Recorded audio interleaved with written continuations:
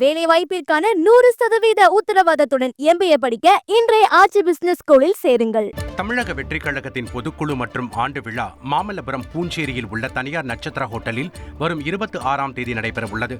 இதில் கட்சியின் தலைவர் விஜய் கலந்து கொண்டு 2026 சட்டமன்ற தேர்தலுக்கான வியூகம் குறித்து கட்சியினருக்கு பல்வேறு ஆலோசனைகளை வழங்க உள்ளார்.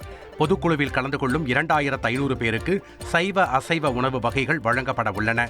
இந்நிலையில் தாவேகா பொதுச் செயலாளர் என் ஆனந்த் பொதுக்குழுவுக்கான ஏற்பாடுகள் குறித்து ஹோட்டல் வளாகத்தில் ஆய்வு செய்தார்.